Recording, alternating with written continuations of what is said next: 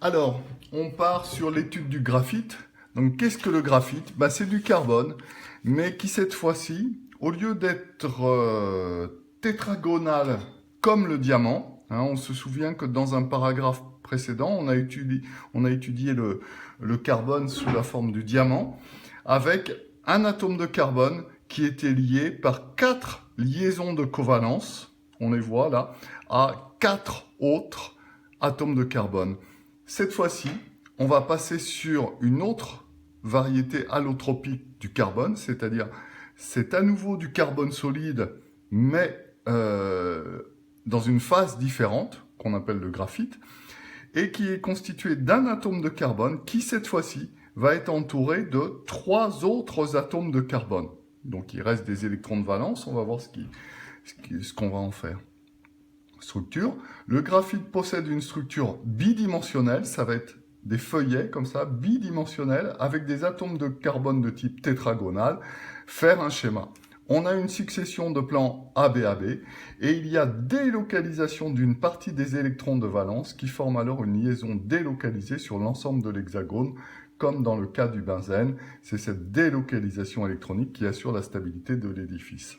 Allez, on y va pour la structure.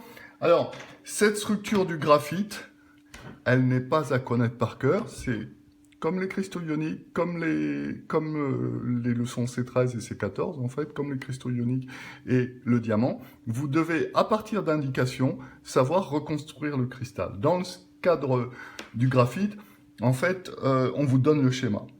Évidemment, pour bien comprendre ce schéma, le mieux, c'est de le faire. Et c'est ce qu'on va faire maintenant.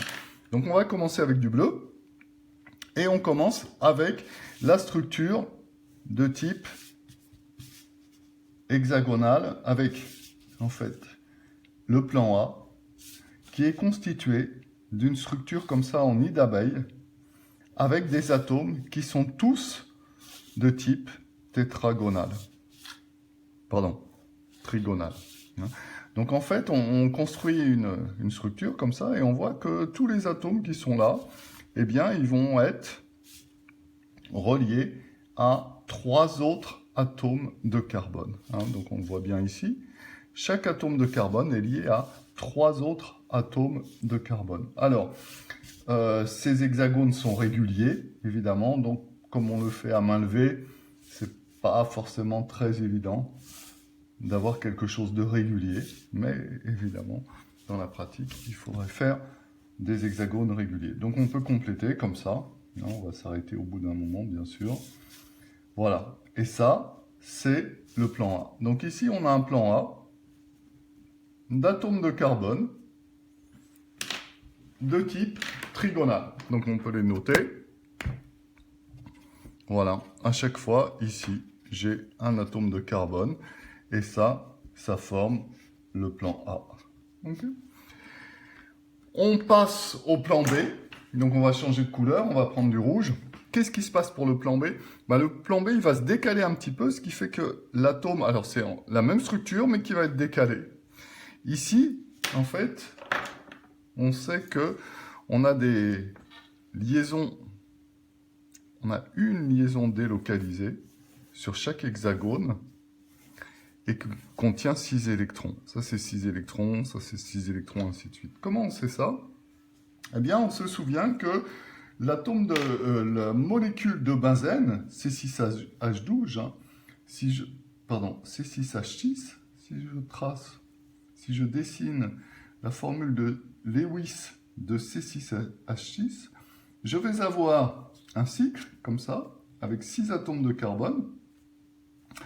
Chaque atome de carbone va être évidemment relié à un atome d'hydrogène. Donc on voit qu'ici, dans ces conditions, on a des atomes trigonales, et on va obtenir évidemment, pour que tous ces atomes aient 4 liaisons, on va obtenir ici on va ajouter 3 liaisons supplémentaires, et ces 3 liaisons en fait se délocalisent. On a 2 formes mésomères, et on a comme ça un nuage électronique de 6 électrons qui est délocalisé sur l'ensemble de la molécule de benzène. Voilà.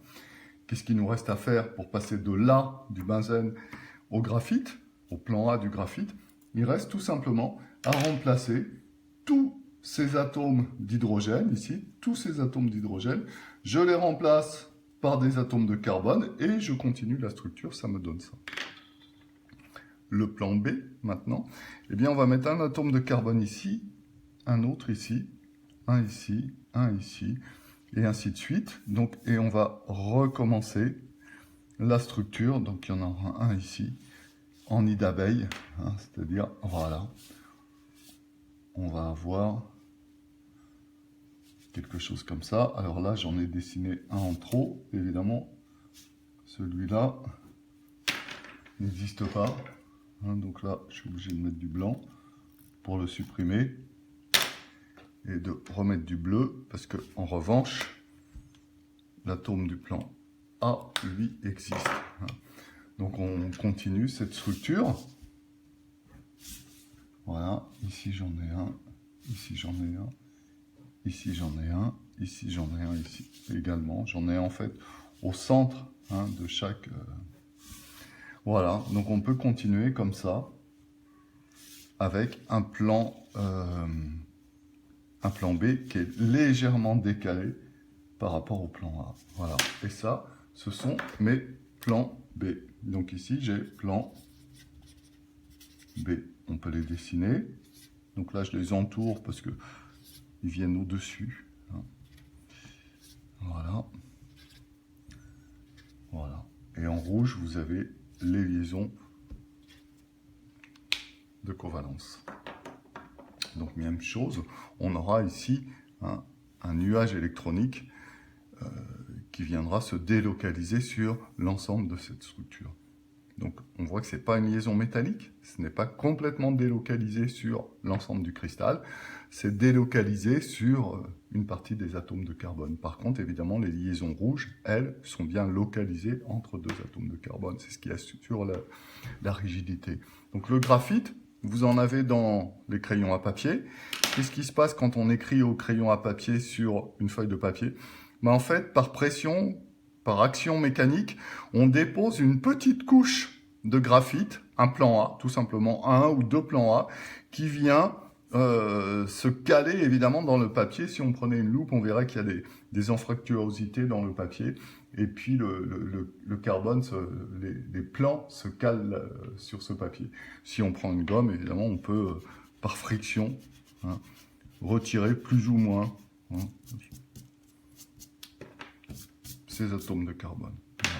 Donc une structure évidemment complètement différente au niveau de ses propriétés de la structure du diamant qui, elle, est particulièrement rigide puisque j'ai pas ces couches de plans là qui peuvent glisser les unes sur les autres. Hein. On utilise ces propriétés dans les huiles au graphite, c'est-à-dire le fait que chaque plan puisse glisser l'un sur l'autre, c'est utilisé pour les moteurs dans les huiles au graphite.